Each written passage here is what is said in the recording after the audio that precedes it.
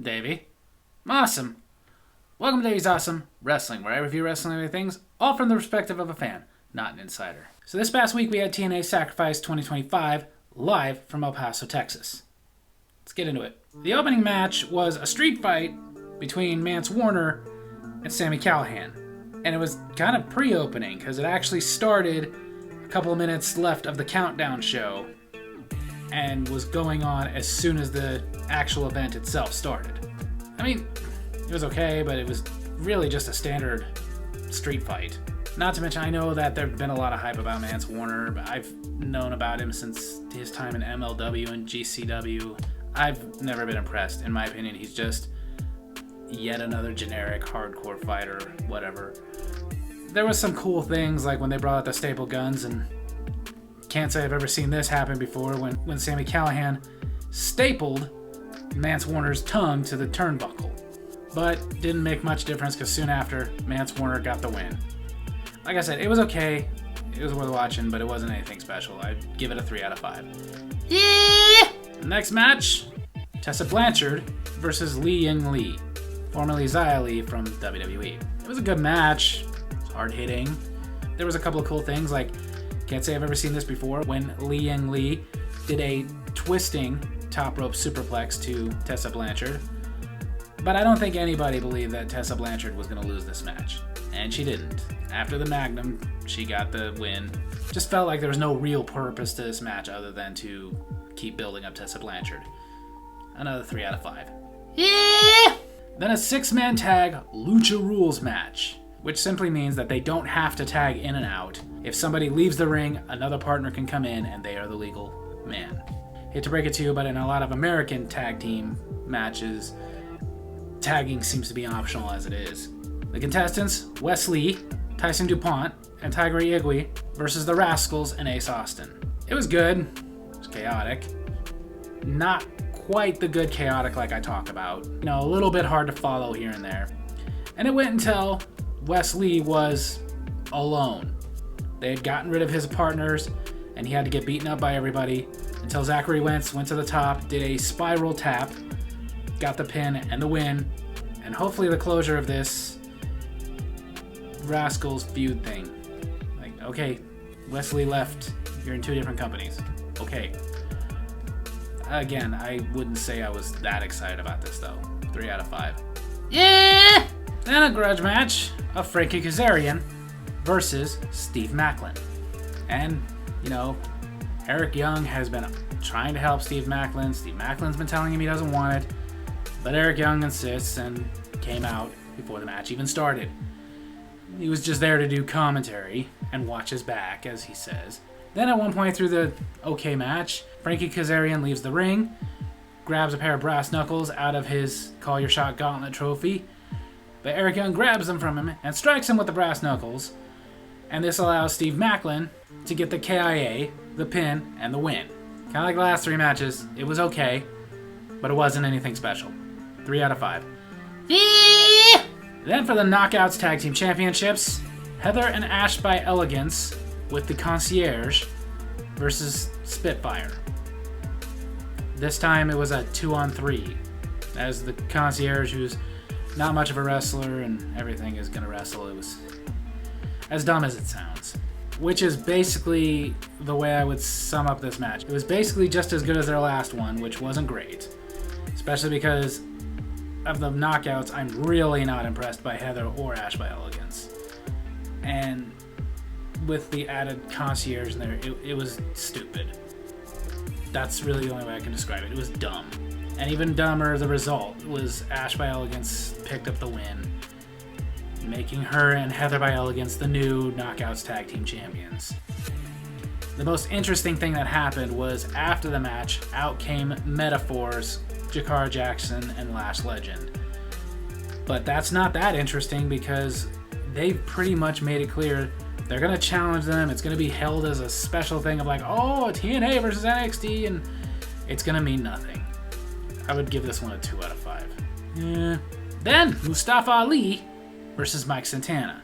This, honestly, I would say was the match of the night. I mean, don't get me wrong, it was really good. The two of them had a great match back and forth. It went until Tasha Steelz, who's on the side of Mustafa Ali, slapped Mike Santana so that Ali could get a roll-up and grab the bottom rope and get the pin, making Ali the winner, making it to where this rivalry is not over with, boosting Ali as the dastardly heel and Mike Santana as the babyface. It was a good match. It did what it was supposed to do. Even the added insult at the end where, as we know about Mike Santana's substance abuse problems in the past, Ali grabbed a beer from a fan and offered it to Mike Santana. Kind of an insulting thing to do. Like I said, it helped boost them both, but ultimately I feel like this could have just been a match on Impact.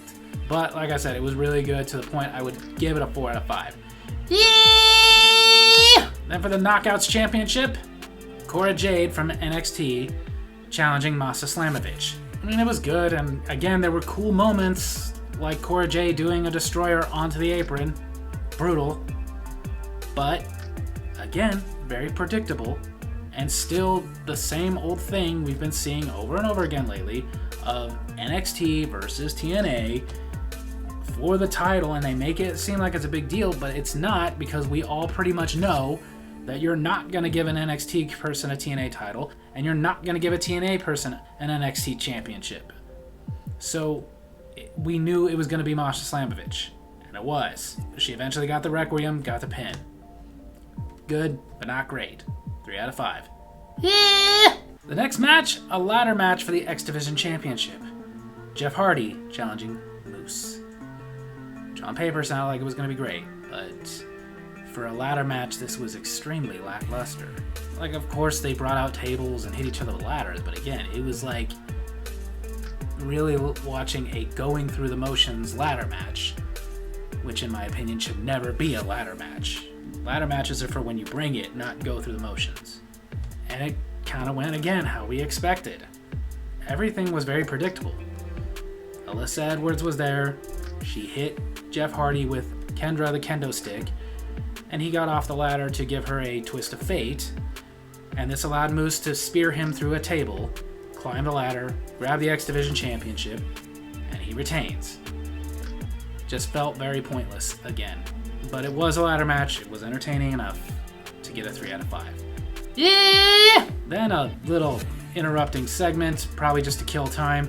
First Class came out, talking about stuff nobody cares about, doing a special Penthouse episode, and out came the Aztec Warriors, whom they defeated earlier that night in the pre-show, because that's how much we cared about this tag team match and rivalry, was they could only put it on the pre-show. They fought a tiny little bit, and that was it.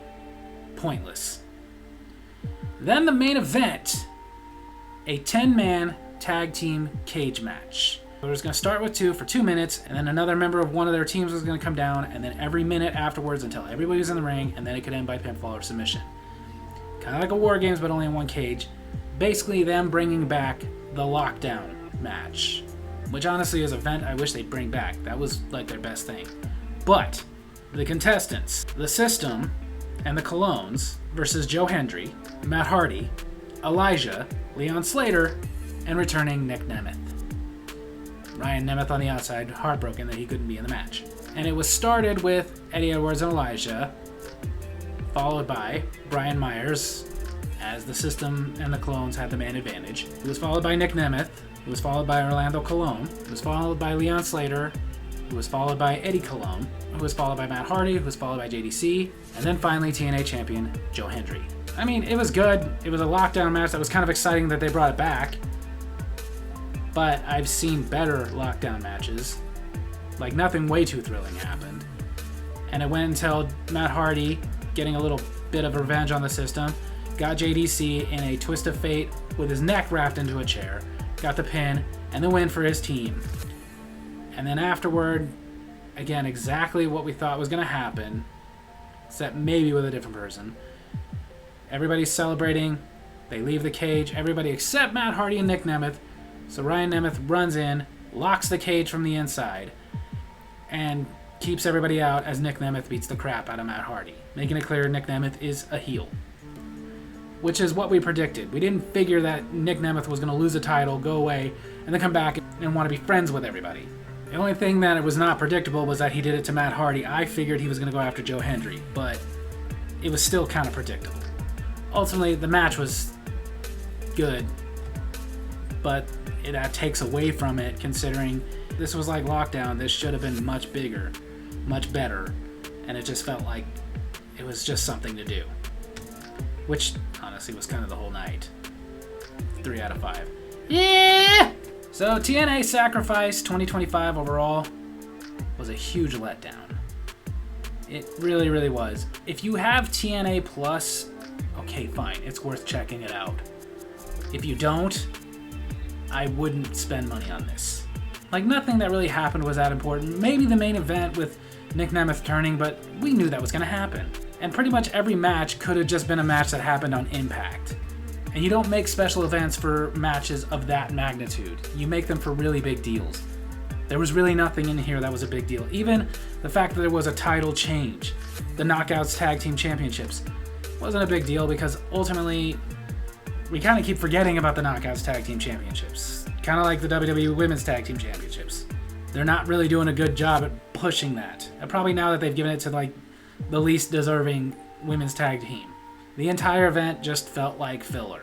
There was almost nothing but 3s. 1-2, 1-4. Not a single 5. Not to mention, I was being generous giving the ladder match a 3 because even though it was good and it was brutal, there was nothing special about it. And a ladder match should always be special. A ladder match should never just be going through the motions kind of match. It was basically like this entire event was just to get them to the next one. And that's always a bad thing. Whether it's WWE, AEW, TNA, it doesn't matter. An event like this should be a big deal if you're going to make a special event. Unless you're going to do that thing where you give it away as a free weekly show. Like when last week they did Roadblock, which was just NXT calling itself something different for a week. But even that, Roadblock, I didn't review it because it was just a weekly show, but ultimately, if I would have reviewed it, I probably would have given it the same score. Oh, we got TNA versus WWE guys putting their titles on the line. We don't care because, again, at this point, we're all pretty much sure it's not going to happen. If it ever finally does happen, okay, that'll be a big deal. But at the moment, when you have something like this, where you had Cora Jade versus the Knockouts champion, all you basically did was tell us Masha Slamovich is going to retain. When you later get Metaphor versus Heather and Ash by Elegance, all you're basically telling us is they're going to win their first title defense. We don't care at this point. There's been a couple of great matches, but I'm not very into this whole NXT TNA joint thing. I'm just really not. Ultimately, if they want to join TNA with something, join them with that Evolve thing you're giving away on Tubi. Either way, I was just very let down with this whole event. Even though it was somewhat entertaining, I felt like it was just as entertaining as watching a weekly Impact, and I would only give it a 2 out of 5. Yeah. So there you have it. That's my wrestling review this week. Hope you guys enjoyed it. And if you did, make sure to hit like, hit subscribe, hit the little bell so you get notifications when I post the videos. And leave a comment I can respond to in my next comment corner. Tell me what you thought of TNA Sacrifice 2025. Love you guys.